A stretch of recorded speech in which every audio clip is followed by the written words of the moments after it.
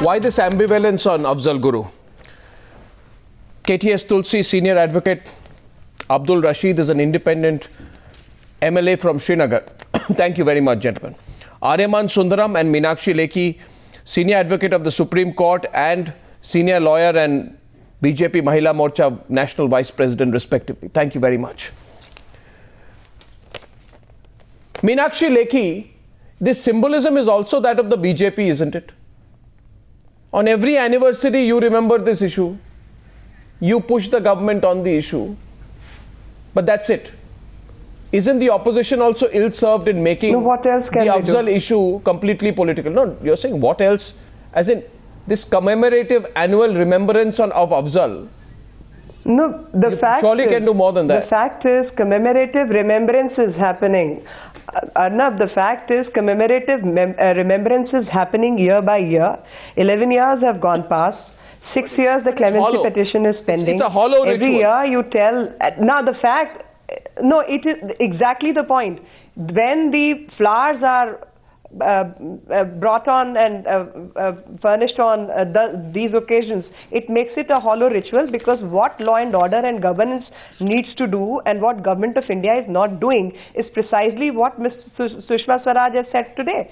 Because end of the day, the families who have suffered, the families who have had their loved ones killed, the attack on the parliament, which is a symbol of democracy and the crucible of democracy in this country, and at the same time you can't even deal with an issue of terrorism. Is that the kind of state people of India vote for? Because it is politics. No, Abdul Rashid will admit out of it. Mr. Rashid will admit today. Who has made politics out of it? Well, politicians. The politics has been made by the UPA. Politicians have made politics out of it. No, if you take action, there will be no politics. Well, surely, but then in Kashmir, but then in Jammu and Kashmir, there is a constituency which says that if you take action, if you execute Afzal Guru, there will be political repercussions in our state. Abdul Rashid, are you among those people? I'm sorry. I'm sorry. These are here, Abdul Rashid. And they, in any case, even when you don't execute, they have not stopped the attacks on Indian nation. Abdul Rashid. To those who lost their lives, sir. As a human being, first I treat it my moral duty to pay sympathy with the families of those who lost their lives in the parliament attack, because none other than Kashmiris can feel the pain, because we have lost 80,000 lives at the hands of state actors and non-state actors. So we can really feel the pain. I first really have, so this sympathy does not help, Mr. Rashid. Mr. Rashid, I would request you. Your question is concerned. Take a position, don't give lip service, don't pay, sympathy does not help. If you will allow me to speak, then I will try to answer. In Kashmir, what we feel that, yes, of course, Afzal Guru has not got a fair trial. That is one thing. Number two, the judgment says that to satisfy the conscience of the people of the country, he should be hanged. So our to satisfy two things. First, don't misinterpret the judgment. Fair trial. Don't misinterpret the judgment. Please. No, this is not. This is 1 minute, no, don't misinterpret the judgment. I will not allow you, Mr. Rashid, to misinterpret the judgment of the Supreme Court. This is not a bloodthirsty nation, Mr. Rashid, where to satisfy the people of this country he has to be hanged. Please don't misinterpret the judgment. It is a judgment. It is a judgment. If he was a conspirator, then what about Gopal Godse? Mr. Rashid, don't misinterpret a Supreme Court judgment on this channel. In February 2000, that I am still proud of my role which I played in assassination of Mahatma Gandhi. So I will like to say my countrymen that please, for God's sake, don't be overconfident. What are you saying? What will happen in Kashmir? You have hanged Maqbool Bhatt already, and you have seen the outcome. The 80,000 people which lost their lives, though that was because of a what is the outcome you are talking about? At the same time, we have to take into the mind that it was because of that thing when you hanged over Maqbool Bhatt. I want to make one point. Whole of the state burned. I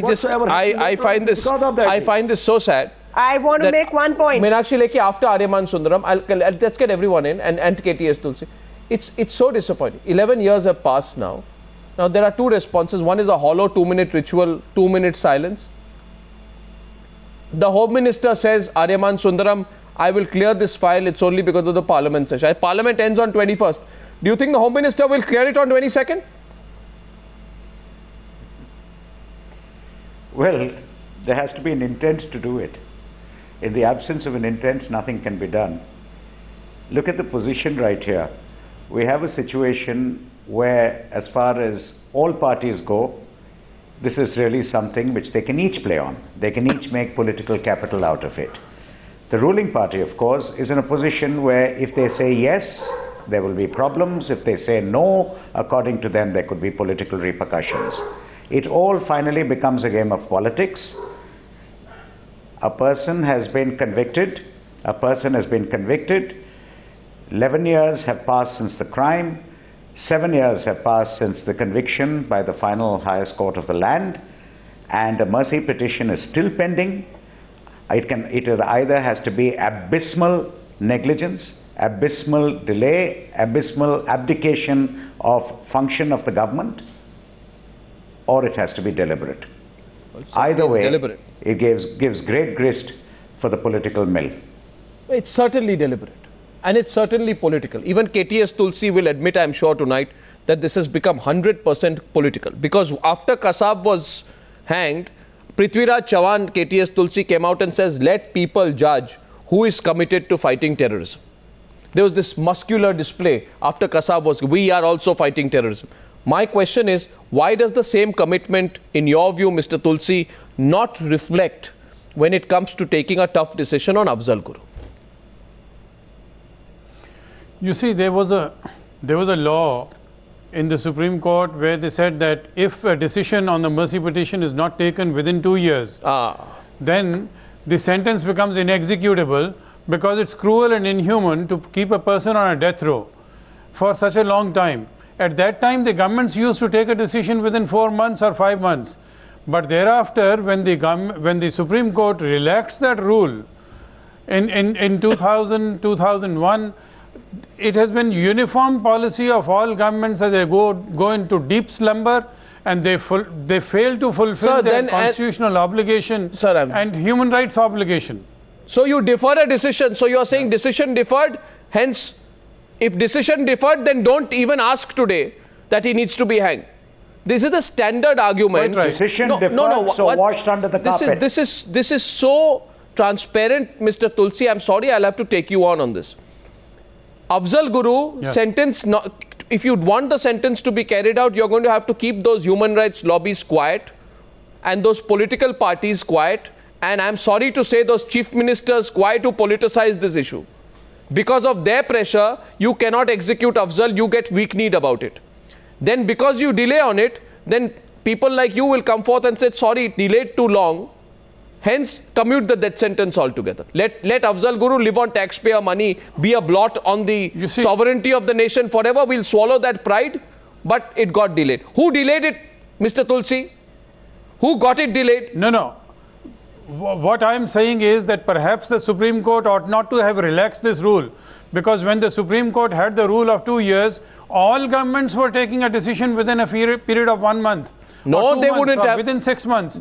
It is perhaps a mistake to have relaxed this rule. As a result of that, the governments have. Sir, I'm sorry. Sir, I would quote to you, that they have to take a decision. Mr. Tulsi, September 18, 2009. Let's pick up the case Jagdish versus State of Madhya Pradesh. The court said, we as judges remain largely unaware to the reasons that ultimately bear with the government in taking a decision, either in favor of the prisoner or against him. But whatever the decision, it must be based on sound legal principles.